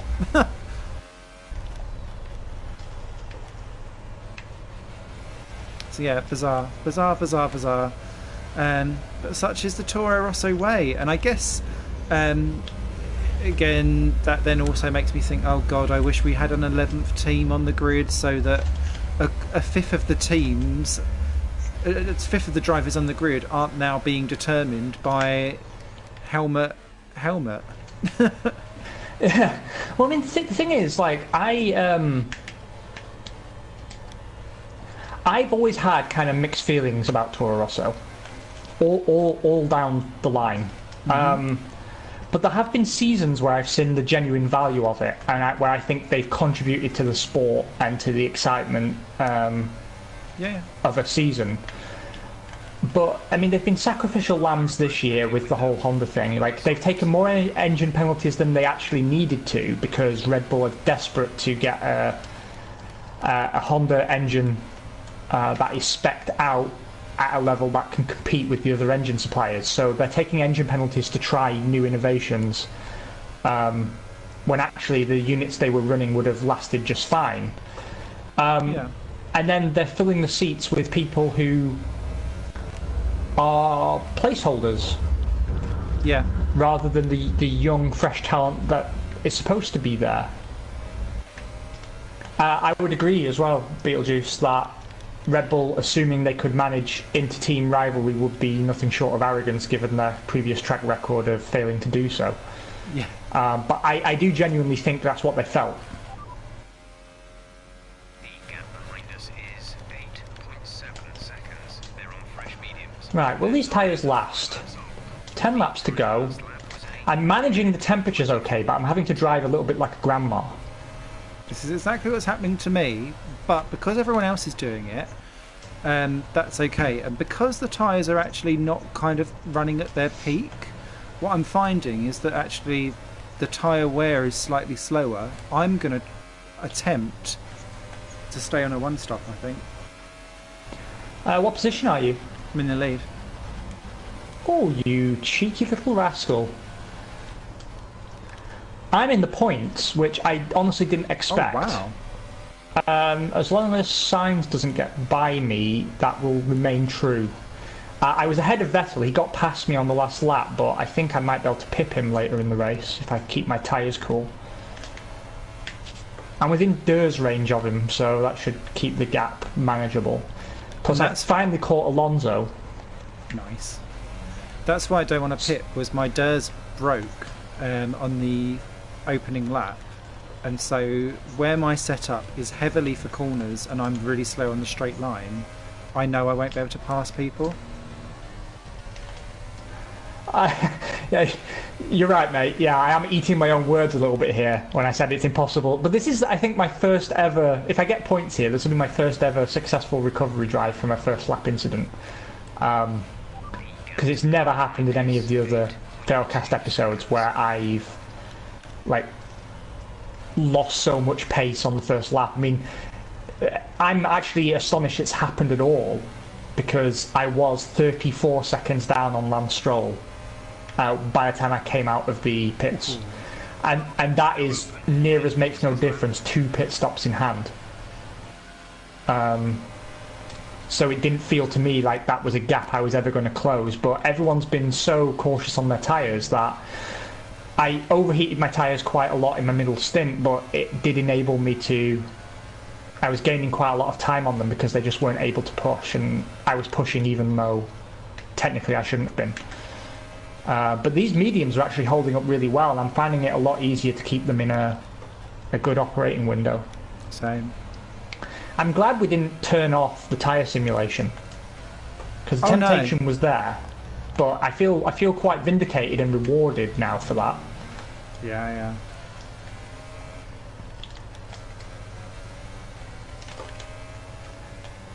What else is in the big bag of news? Because there was quite a lot when we came into this, and I feel like we're skipping over things. I tell you what, we haven't talked about Kimi Räikkönen's win. No, we haven't. Which I'm sure we were all delighted to see, yes. Even though Ferrari did seem quite intent on ruining his race again. Yeah.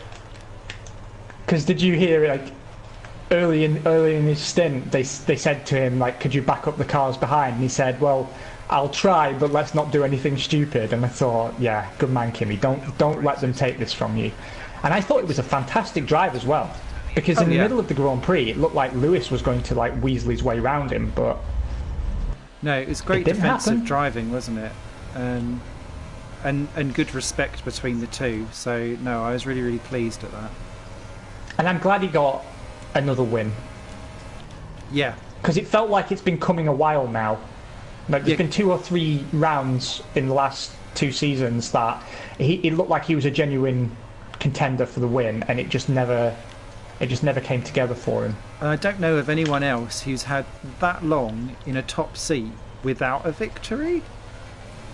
Like, No. ever?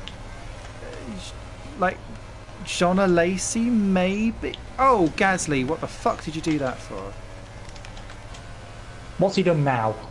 He braked in the Campsa corner, the fast turn 9, the fast right-hander, right in front of me to let me through. I was like, no, no. So I had to, like, take some evasive action, but we're okay. I also actually wanted to talk about Sainz and the Hulk, who I think have been doing a really good job recently, given that Renault have basically given up on that car.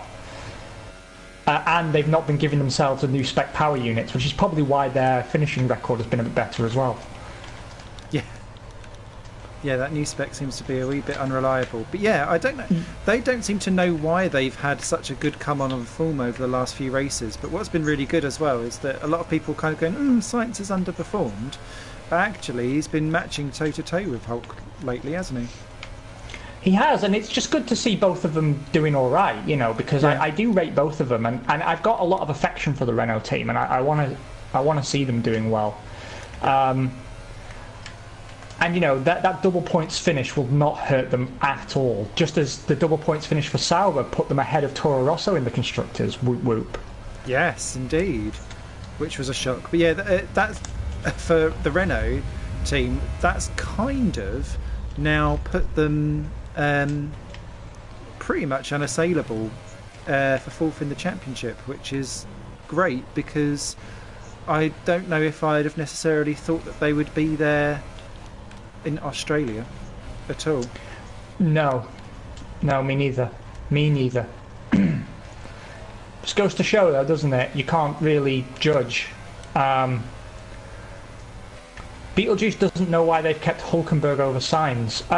I think it's more that Sainz was an attractive proposition to other teams. But I have to say, I do really rate Hulk. I don't know why he's got to this point in his career without a podium. It doesn't make any sense. No. The data doesn't add up because he's really good. And I would have thought that they'd be quite evenly matched, but ultimately Sainz would have the better of Hulkenberg, but it doesn't look like really that's been the case. No, it's been nice and close.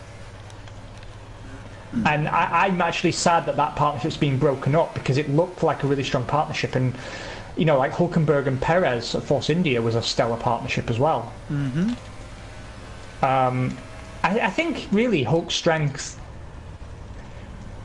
his strengths suit a team like Renault or Force India, one that's sort of tickling the podium, because he's capable of extracting a little bit more out of the car than perhaps other drivers, and he's metronomic in terms of finishing rate. He's got resilience is for me, so he'll just keep banging it in no matter what's kind of going on, and that's normally where you'd get a Perez surprise result, but for him it just doesn't seem to have ever kind of happened. But yeah, I am too sad that partnership has come to an end for me a couple of seasons too early. I mean, I don't know what's going to happen with Hulk and Ricciardo, actually. I am interested to see those two go up against each other, but there's not, between them, a young prospect. No, but I think whoever wins that battle, I think will have claimed a very, very vital scalp for their career, because I think outwardly a lot of people would go, Danny Rick will walk that, but I really don't think he will. I think it will be much closer. No, me neither. I mean, the thing is as well, though, that Hulkenberg is widely respected in the pit lane. That, you know, it's not like people, you know, team principals or whatever, believe he's overrated or that he shouldn't be in the sport. Like, it's quite the opposite. No. I tell you what will play into his hands next year is the raising of the minimum weight limit. because as a tall driver, he's got more body to lumber around, and with that increase in the weight limit, not only does that mean that he can actually eat some dinners, because oh sorry, I thought Jeff was telling me that my engine had failed. That's why I was like, pause. What was I going to say? Yeah, because of the raise of the minimum limit, apparently lots of drivers don't even eat over the weekend, and they've been starving themselves. And I can imagine Hulk having to be one of those, because he's not allowed to put on any muscle because he's too tall, so therefore he's going to have more mass and therefore more weight. So raising that up, yeah, very I true, think will just equal things out a bit.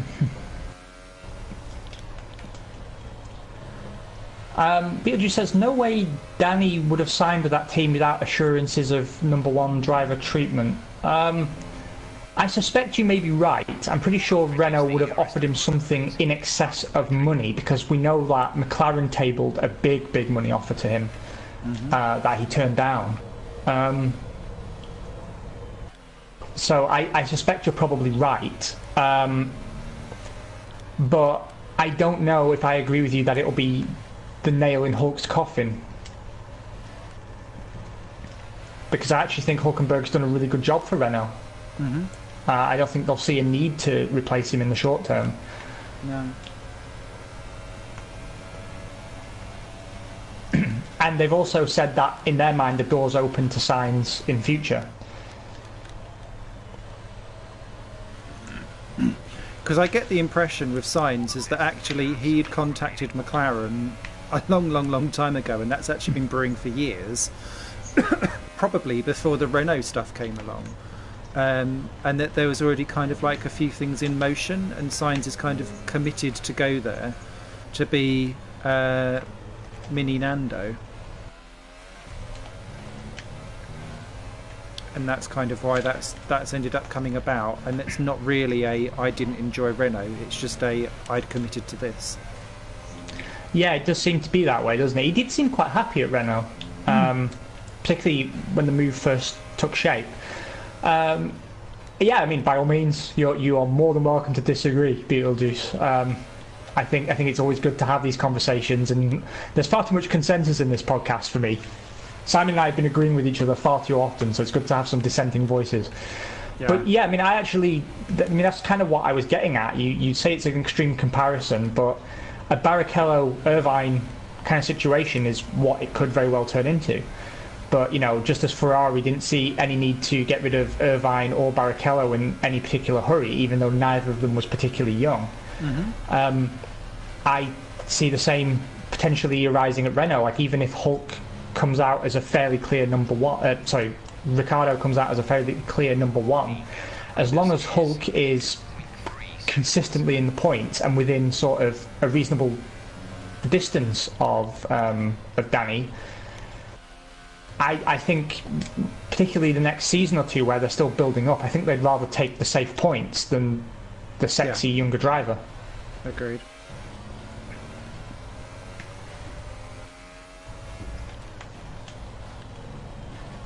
This last 2 laps is going to be a little bit painful, but I am going to make it to the end. Same. I'm glad I didn't do that second stop. I didn't realise that my tyres were doing that well. I tell you what, it's unlike you as well, isn't it? Normally you're a bit of a monster on the tyres. Yeah, I know. It's gone surprise. I mean, they're on like 55%, but they're not going to explode, so that's okay.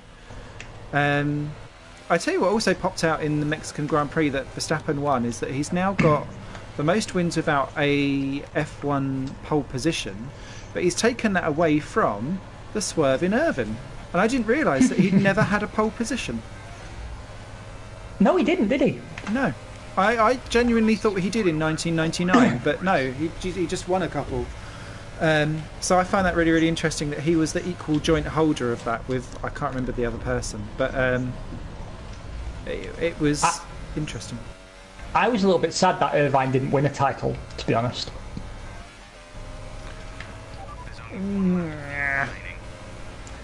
No, I actually really rated Irvine. I know that's something of an outsider's opinion these days, and it would have been at the time, but I actually thought Irvine was brilliant. If you look at some of his performances, 96, 97, he actually drove some incredible races where Ferrari would stick him on like a super light fuel load and have him sort of carve his way through the field a little bit and then come out on heavier fuel and just hold up cars. But I mean, the fact is he made the strategy work beautifully. He was quite reliable in that regard. He was probably the, along with perhaps, maybe no, actually no, because Johnny Herbert kind of disagrees with it on the Beyond the Grid podcast, but he was the most dutiful number 2, I think, in terms of I will have everything sacrificed ever. Barrichello probably a close second, but yeah, he did have to make a lot work. Woo! Woo! Victory! You've won. Defeating the point of the name, you have won. I'm so sorry. Oh wow, you've worked yourself up. I'll take a cheeky 7th. Rafael. Oh, Beetlejuice says you're forgetting David Coulthard in terms of dutiful number 2s. Yeah. Oh, sorry. I was thinking specifically for.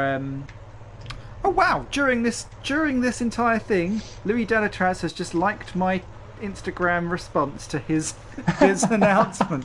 Thanks, Louis. He follows me. Oh, on Twitter. you and Louis are going to be bestest buds. I can feel it. I know. I can imagine you now sat on the sofa on a Friday night, bottle of bubbly, painting each other's toenails. Yeah. Starting a film 107% behind the rest. Yeah. Great. Oh, I'm happy with that drive. That was a good recovery, mate. Well done. It was sloppy in places, but I am happy with that. To be fair, that's what most hookers go for. So, I think we've done a good job. Oh, and I got another trophy. I didn't realise online wins in this count as a thing. And another trophy. What's going on? So that's my 4th online win, because I'd won 3 in general multiplayer, so I got the trophy for 4 wins online. Yay! Smashing. Might actually fucking platinum this one. Oh, look. Oh, VJ is still in the grandstands when you win. They should have patched him out. Well, actually, no, I think I like that he's still there, because now you can make up a narrative as, like, he's stalking the team. Like, pressing his face up against the window in the rain, just looking forlorn. I'll get you next time, Gadget. Yeah. He's like a latchkey team principal. Wow, you had pace as well, a 123.5. That's sexy. I didn't get into the 123s at all. That was on the mediums as well, quite late in. So no, that was. Oh, I just realised I got back to where I started on the grid. That makes me feel even better. Nice. Well done, sir. Well, I will take those 6 points and I will treasure them. Let's see what the standings look like now. You have jumped ahead of me again. You're now 15 points clear. And in the constructors, we are still a healthy 3rd, although I think Mercedes and Ferrari are getting far out of our grasp. We could still equal our best ever constructors championship finish of a 3rd. Yeah. Because we're already quarter of the way through the season and they've got double our points, pretty much. Yeah. So it's kind of hard to say we'll close that down. However, we are staying. At the moment, you're still within face brushing distance of Kimi Raikkonen. And I'm hoping once we get Monaco out of the way, which is the next shit show, there's actually a string of circuits I'm really good at. Cool. And I think you're good at quite a few of them as well. And I think we might start having some of the closer racing that we enjoyed last year. Mm-hmm. Because last year we were so close. Unbelievably close. Well, congratulations on your win, sir. Thank you very much. Oh, we've got a suggestion for next year. Lay it on me, brother. Come on, hit me with it. I need a career mode suggestion as well, because I'm thinking of moving to Haas. That's how desperate I've become. Don't do it! Racing a Merc or Ferrari on highest difficulty and aggression. And give Fail a new twist. Do you know, that had crossed my mind, because Simon and I have always had this policy of...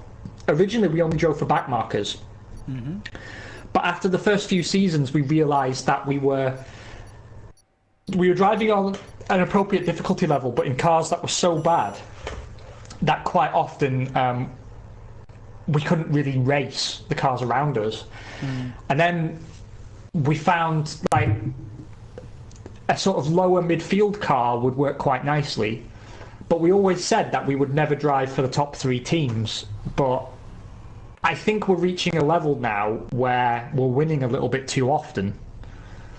And it's always hard to find the right level, right? Because when you're talking and hosting the cast and everything, it takes a good chunk of time out of your lap time. Like you're just so much slower than you would otherwise be. Yeah. And then also like your performance varies across different circuits that it's really hard to find a fixed difficulty level that is suitable for good racing. Because I'll be out in Q1 at Monaco, having won here. Yeah, me too. But actually, I do kind of like the idea of ruining a good team.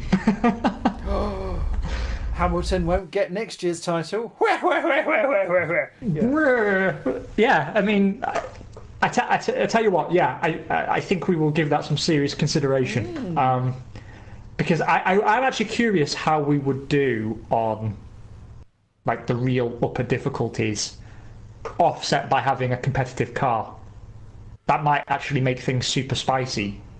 Because what I found is in my career mode that I've been incrementally notching up the difficulty, and I'm now able to have I have way more fun now at sort of 97 to 99 on difficulty, where at the start of the season when the car had no developments on it, 92 was about my limit. And I think it goes to show actually that you have to kind of spice things up a little bit, put a bit of Tabasco on it. Nice. Well, sir, 2 weeks till Monaco. I'm sure we'll both be practicing every day between now and then, only to still put it in the barrier in Q1. Naturally. Which is, but actually, our finishing record at Monaco is really good. Yeah, we're like, always at the back, but we do get to the But end. we do bring it home. Yeah, yeah.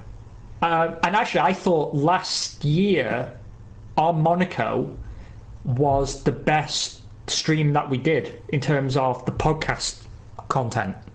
In my humble opinion, the racing was shit. We were so super slow, and I always worry going into Monaco that we're going to be overthinking and panicking trying to get around this twisted circuit that we'll forget how to host a podcast. But I think because we're go so back and watch that one. Yeah. we just kind of go, oh well, we can be 4 seconds off the pace and actually have a good chat instead. Thank you, mate. I will. I am coming back. I've just been a bit ill and I've been working and stuff, but I will be firing up my stream a little bit more often this week. I'll be doing some career mode probably on Wednesday. I'll put it on Twitter once I figure it out. But also, I've been thinking of playing something else other than Formula 1 and trying to do 2 streams a week just for a bit of variety. I've been thinking about doing some Fallout 4 or Surviving Mars. I think Surviving Mars could actually be quite interesting. But there'll always be Formula 1 because I love it. You have a great weekend, mate. Where can people find you? In prison, occasionally, under their bed, back of the wardrobe, or failing that, twitch.tv/definitely0, where I haven't recently, but I have been streaming a lot more frequently this year than last year. Good. Go over there and subscribe to him.